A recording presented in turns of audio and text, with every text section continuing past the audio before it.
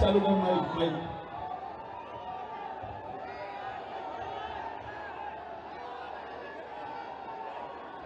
भारत माता की, भारत माता की, भारत माता की। वंदे वंदे वंदे। भारतीय जनता पार्टी सूरत महानगर के अध्यक्ष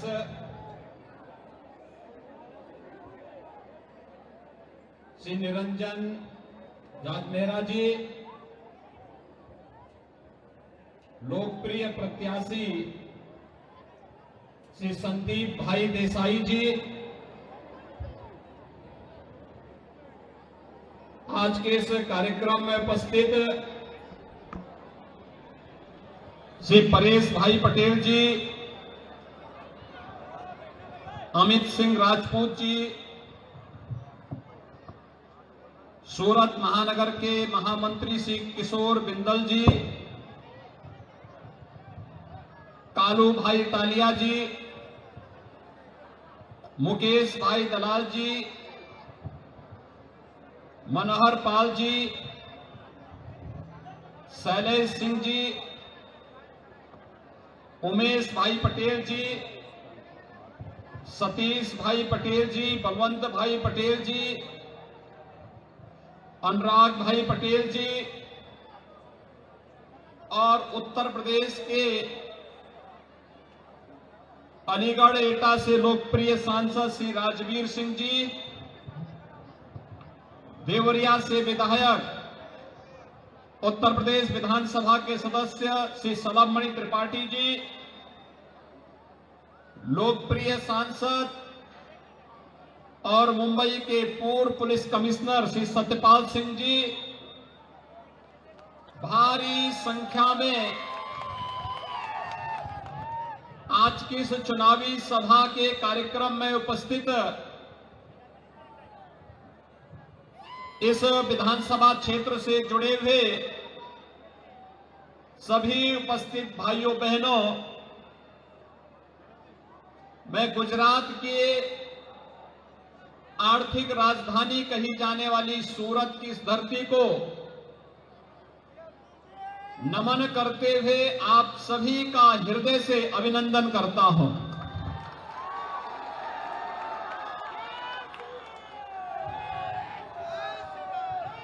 भाइयों बहनों, इतनी भारी संख्या में एक छोटी सी सूचना के आधार पर चुनाव प्रचार कार्यक्रम का शुभारंभ करने के अवसर पर आप सबकी उपस्थिति इस बात को प्रदर्शित करती है कि जैसे हर भारतवासी के मन में प्रधानमंत्री मोदी जी के प्रति अथाह सम्मान का भाव है, उन्हें हर भारतवासी भारत के गौरव के रूप में सम्मान देता है, हर गुजरातवासी भी उसी श्रद्धा और विश्वास के साथ प्रधानमंत्री मोदी जी के प्रति अपना सम्मान का भाव व्यक्त करते हुए भाजपा के प्रत्याशियों के विजय के लिए पूरी ईमानदारी और प्रतिबद्धता के साथ एकजुट होकर के गुजरात विधानसभा चुनाव में प्रचार अभियान का साथ दे रहा है। आज एक चुनावी सभा इस बात को प्रदर्शित कर रही है और इसलिए भाइयों बहनों, मैं आप सबका हृदय से अभिनंदन करता हूं। भाइयों बहनों, आप सब जानते हैं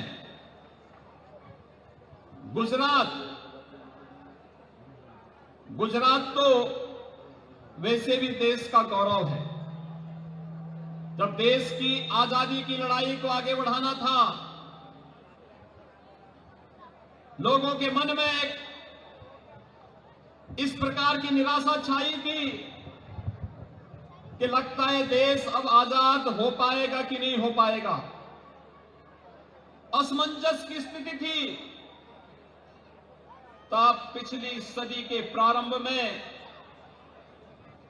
राष्ट्रपिता महात्मा गांधी जी का नेतृत्व देशवासियों को प्राप्त हुआ था। गुजरात की माटी ही उनकी जन्मभूमि थी और गुजरात की माटी ने ही देश को नेतृत्व दिया। राष्ट्रपिता महात्मा गांधी के रूप में जिन्होंने देश की आजादी के आंदोलन को एक नई ऊंचाइयां प्रदान की और भारत 1947 में जिसके परिणाम स्वरूप स्वतंत्र होता है। स्वतंत्र भारत में भारत की व्यवस्था कैसे होनी चाहिए? अंग्रेज चाहते थे भारत टुकड़े टुकड़ों में बढ़ जाए, लेकिन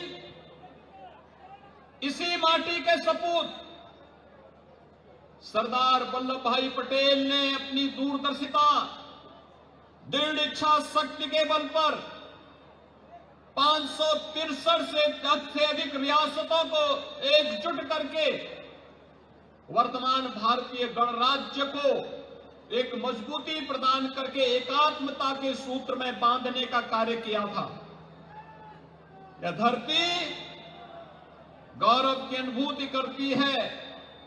दुनिया के सबसे लोकप्रिय नेता के रूप में प्रधानमंत्री मोदी जी के यशस्वी नेतृत्व पर, भाइयों बहनों, हम सब जान रहे हैं आज पूरी दुनिया के अंदर सबसे लोकप्रिय राजनेता के रूप में, सबसे दूरदर्शी नेता के रूप में अगर कोई एक व्यक्तित्व वर्तमान में जाना जा रहा है तो वह इसी गुजरात की धरती के सपूत हैं, भारत के यशस्वी प्रधानमंत्री श्री नरेंद्र मोदी जी। हर भारतवासी उन पर गौरव की अनुभूति करता है और मोदी जी के नेतृत्व में आज जिस भाव के साथ भारत आगे बढ़ रहा है, आपने 3 दिन पहले इंडोनेशिया के बाली में प्रधानमंत्री मोदी जी के हाथों में दुनिया के 20 ताकतवर देशों का G20 के नेतृत्व को प्राप्त करते हुए देखा होगा। हर भारतवासी गौरव की अनुभूति कर रहा है कि पहली बार G20 का नेतृत्व भारत के पास आया है।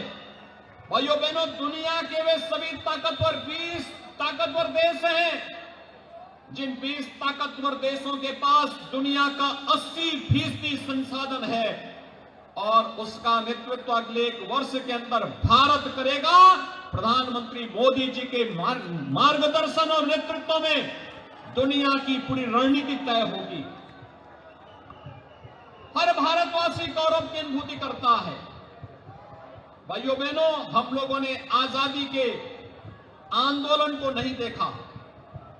15 अगस्त 1947 को जब यह देश स्वतंत्र हुआ था, तब हम लोगों ने इस देश की आजादी के जश्न को नहीं देखा और कांग्रेस की जो फितरत थी वह आजादी के या किसी भी उत्सव में देशवासियों को कभी साथ लेकर के नहीं चली है।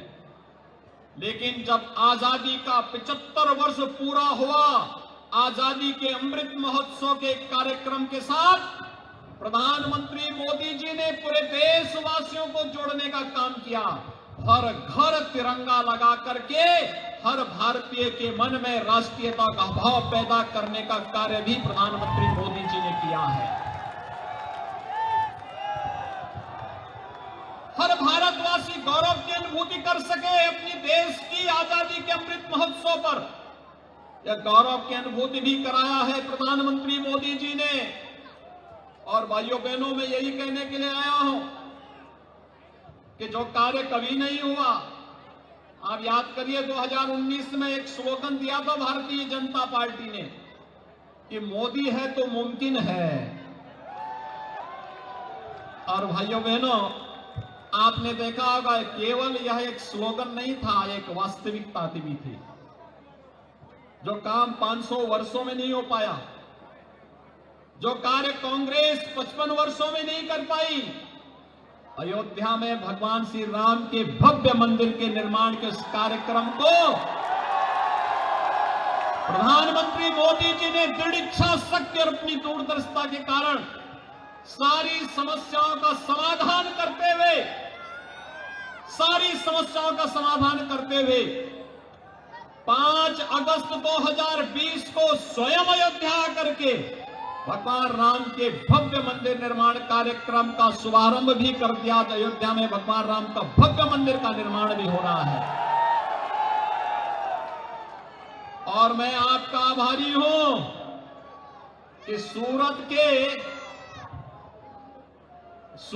के वस्त्र व्यापारियों ने, अग्रवाल समाज के लोगों ने अयोध्या में राम मंदिर के लिए सबसे पहले डोनेशन भी भेजा था निर्माण के लिए। भाइयों बहनों, 2023 के अंत तक जब अयोध्या में भगवान राम का भव्य मंदिर का निर्माण होगा और रामलला अपने मंदिर में विराजमान होंगे तो अयोध्या में भगवान राम का भव्य मंदिर भारत का राष्ट्र गौरव का प्रतीक बनेगा, इसमें कोई संदेह नहीं होना चाहिए। आज काशी में काशी विश्वनाथ धाम ये प्रधानमंत्री मोदी जी के विजन का परिणाम, उनके नेतृत्व और मार्गदर्शन का परिणाम है। और भाइयों बहनों, मुख्यमंत्री के रूप में गुजरात के अंदर भी जिस प्रकार के कार्यक्रम हुए, भगवान सोमनाथ मंदिर के पुनरुद्धार के साथ भी भव्य परिसर के निर्माण का कार्यक्रम हो, द्वारिका धाम को भव्य स्वरूप देने का कार्यक्रम हो, उत्तराखंड के केदारनाथपुरी और बद्रीनाथ धाम को भव्य स्वरूप प्रदान करने का हो, या फिर उज्जैन के महाकाल को महालोक के रूप में दुनिया के सामने प्रस्तुत करने का कार्यक्रम हो, ये प्रधानमंत्री मोदी जी के विजन और उनका मार्गदर्शन और नेतृत्व की ही क्षमता को प्रदर्शित करता है। और इसलिए हर गुजरातवासी और हर भारतवासी प्रधानमंत्री मोदी जी के यशस्वी नेतृत्व में गौरव की अनुभूति करते हुए विकास की जिस नई ऊंचाइयों को प्राप्त कर रहा है, आजादी के अमृत महोत्सव के कालखंड में वो हम सब ने अनुभव किया है। जो ब्रिटेन हम पर 200 वर्षों तक शासन किया था, भाइयों बहनों, आजादी के 75 वर्ष पूरे होने के अवसर पर प्रधानमंत्री मोदी जी ने भारतवासियों को इस गौरव की अनुभूति कराई कि उस ब्रिटेन को पछाड़ करके भारत दुनिया की 5वीं अर्थव्यवस्था भी बन गया है। और इसलिए आज मैं आपके पास आया हूं अपील करने के लिए कि भाइयों बहनों, कोरोना कालखंड में आप सबने देखा होगा, कोरोना कालखंड में सभी राजनीतिक दल, कांग्रेस रहे हो, कोई अन्य दल रहे हो, ये राजनीतिक दलों के लोग कोई घर के बाहर नहीं निकला।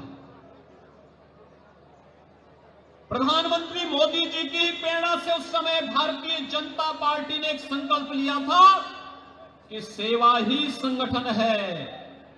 प्रधानमंत्री मोदी जी ने ये मंत्र दिया था, जान है जहान है। प्रधानमंत्री मोदी जी ने प्रेरणा दी जीवन भी और जीविका को बचाने की, और प्रधानमंत्री मोदी जी की प्रेरणा से, उनके मार्गदर्शन और नेतृत्व में ही उस समय जो जहां है वहीं, जहां बीमार है वहीं उपचार है, यह भी मोदी जी ने ही प्रेरणा दी। और भाइयों बहनों, फ्री में टेस्ट, फ्री में उपचार, फ्री में वैक्सीन और 80 करोड़ लोगों को फ्री में राशन देने का काम भी दुनिया के अंदर केवल भारत के अंदर ही हुआ है। दुनिया के अंदर बड़ी से बड़ी ताकतें कोरोना के सामने पस्त थी, लेकिन अकेले भारत लड़ता रहा, कार्य करता रहा। अकेले भारत दुनिया को नेतृत्व देता रहा। ये कमाल की नेतृत्व की क्षमता, ये अद्भुत है, अविस्मरणीय है, अनुकरणीय है दुनिया के लिए। और इसीलिए आज आपके बीच में मैं आया हूं आपसे अपील करने के लिए। कुछ लोग बोलते हैं कि वे जादूगर हैं, और भाइयों बहनों, जादू कभी वास्तविक नहीं होता है। वे लोग झूठे आपको तमाम प्रकार के लोभ लालच देंगे, और भाइयों बहनों, जब वक्त आएगा तो ये लोग उन्हीं तत्वों के हाथों का शिकार होंगे जो कभी कांग्रेस ने यहां पर किया था। भाइयों बहनों, आप भूले नहीं होंगे, कांग्रेस के समय में गुजरात रहा हो या देश रहा हो, पूरा देश आतंकवाद की चपेट में आया, देश नक्सलवाद की चपेट में आया, देश के बहुत सारे क्षेत्र अराजकता की चपेट में आए, देश में भ्रष्टाचार चरम पर था, आम जन को कोई बुनियादी सुविधाएं नहीं मिलती थी, कोई सुनवाई नहीं होती थी, माफिया राज था, अलग अलग प्रकार के माफिया व्यवस्था पर हावी होकर के सामान्य नागरिकों का, व्यापारियों का, गरीबों का, नौजवानों के जीवन के साथ खिलवाड़ करते थे। गुजरात में प्रधानमंत्री मोदी जी का नेतृत्व प्राप्त होने के साथ ही जिस प्रकार का सुशासन, सुरक्षा और समृद्धि के नए नए पायदान और प्रतिमान स्थापित हुए हैं, वह किसी से छुपा हुआ नहीं। गुजरात एक मॉडल बना, वह मॉडल विकास का था, वो मॉडल सुरक्षा का था, वो मॉडल समृद्धि का था, वो मॉडल सुशासन का था, और वह मॉडल माफिया राज की समाप्ति के साथ ही वह मॉडल बना जिसने आतंकवाद और अराजकता पर राष्ट्रवाद की विजय के फलस्वरूप गुजरात को दुनिया के सामने एक मॉडल स्टेट के रूप में प्रस्तुत किया। और ये आज गुजरात के इस मॉडल को पूरे देश के अंदर लागू करते हुए जो कार्य आज हो रहा है, आपका सूरत स्मार्ट सिटी मिशन में नंबर 1 पर अगर है तो ये प्रधानमंत्री मोदी जी के विजन और उनके मार्गदर्शन का परिणाम है। भाइयों बहनों, सूरत न केवल वस्त्रोद्योग के लिए, मैं देखता हूं गोरखपुर में भी और पूर्वी उत्तर प्रदेश में, बिहार में, नेपाल में सूरत की साड़ियां और सूरत से बने हुए वस्त्र हर व्यक्ति पसंद करता है। वस्त्रोद्योग का केंद्र है और दुनिया का डायमंड प्रोसेसिंग का भी एक हब सूरत बन गया है। फर्टिलाइजर, केमिकल और पेस्टिसाइड का एक केंद्र बनकर के उभरा है। और सूरत महानगर पालिका ने भी विकास के जिन कार्यक्रमों को लेकर किया है, सूरत में और गुजरात में, भाइयों बहनों, अब डबल नहीं ट्रिपल इंजन की सरकार कार्य कर रही है और उसका लाभ भी उसी रूप में मिलता हुआ दिखाई दे रहा है। बुलेट ट्रेन की स्पीड से आगे बढ़ रहा है। और भाइयों बहनों, जब भी इस स्पीड में ब्रेकर का काम करने वाले जादूगर आएंगे तो भाइयों बहनों, आवश्यक है हमारे सभी जागरूक नागरिकों को इसके प्रति सतर्क रहना होगा। और मैं इसीलिए कहने के लिए आया हूं, आपने देखा होगा उत्तर प्रदेश में भाजपा की सरकार आने के पहले किस प्रकार की अराजकता थी। 5 वर्ष में 700 दंगे हुए थे यूपी में 2012 से 17 के बीच में, जब दूसरे विपक्षी दलों की सरकार थी। और 2017 के बाद उत्तर प्रदेश में भारतीय जनता पार्टी की सरकार आने के बाद एक भी दंगा नहीं हुआ। आज वहां दंगा नहीं होता है, आज वहां कोई माफिया नहीं है, आज वहां कोई गुंडागर्दी नहीं है, आज वहां पर कोई मां किसी बहन बेटे की इज्जत के साथ खिलवाड़ नहीं कर सकता है। और अगर करता है तो भाइयों बहनों, यूपी का बुलडोजर भी तैयार रहता है।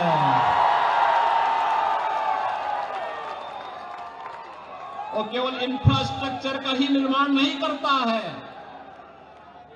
माफिया की काली कमाई पर भी उसी स्पीड के साथ चढ़ता है जिस स्पीड से सड़क बनाने का काम करता है, एयरपोर्ट का निर्माण का कार्य करता है। और इसीलिए आप सबसे मैं अपील करने के लिए आया हूं, भारतीय जनता पार्टी ने आज गुजरात के अंदर जिस प्रकार के कार्यक्रमों को आगे बढ़ाया है, प्रधानमंत्री मोदी जी का नेतृत्व है, भूपेंद्र भाई पटेल का गुजरात के अंदर नेतृत्व है, हेमाली बेन बोदावाला यहां की महापौर के रूप में कार्य कर रही हैं, उनके साथ भाजपा के पार्षद और पूरा यहां का सदन विकास के कार्यक्रमों के साथ जुड़ा हुआ है। ये ट्रिपल इंजन बुलेट ट्रेन की तर्ज पर विकास की प्रक्रिया को आगे बढ़ा सके, इस दृष्टि से आवश्यक है कि यह लगातार इसी रूप में आगे बढ़ना चाहिए। भाइयों बहनों, मैं आपसे पूछना चाहता हूं, आतंकवाद की जड़ कश्मीर में धारा 370 कांग्रेस की देन थी। क्या कांग्रेस कश्मीर में धारा 370 को हटा पाती? आपको लगता है आम आदमी पार्टी हटा पाएगी? और क्या अयोध्या में राम मंदिर का निर्माण ये लोग कर पाते? क्या ये लोग सुरक्षा देने में सफल हैं? भाइयों बहनों, न ये सुरक्षा दे सकते हैं, न ये लोग देश को समृद्धि दे सकते हैं, न नौजवानों को रोजगार ही दे सकते हैं, न ये लोग इंफ्रास्ट्रक्चर डेवलपमेंट में कोई कार्य ही कर सकते हैं, और न आपकी आस्था को सम्मान ही दे सकते हैं। तो फिर इनको चुनना ही क्यों है? और इसीलिए तो आपसे कहने के लिए आया हूं, भारतीय जनता पार्टी ने श्री संदीप भाई देसाई को अपना प्रत्याशी बना करके आपके बीच में उतारा है।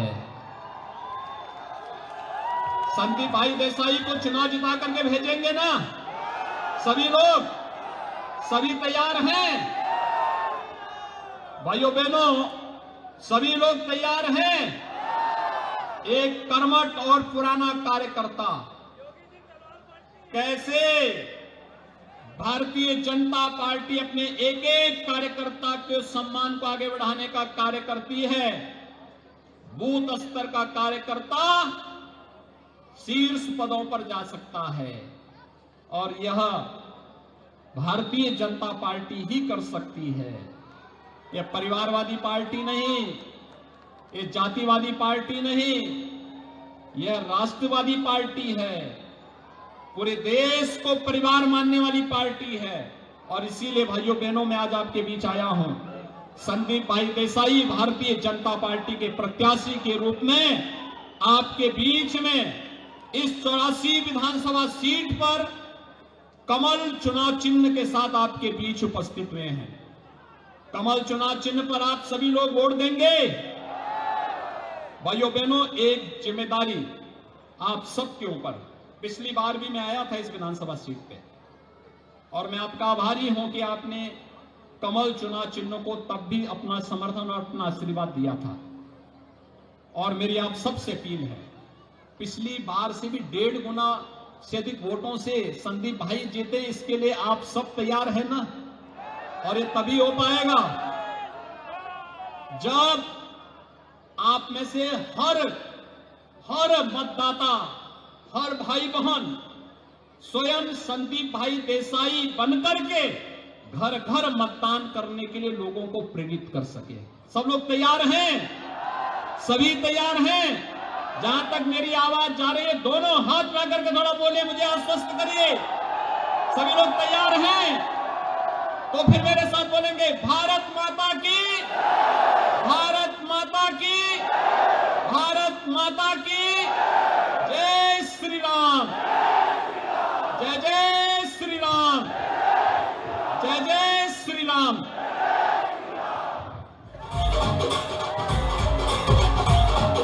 बहुत बहुत अभिनंदन, बहुत बहुत धन्यवाद माननीय मुख्यमंत्री जी। और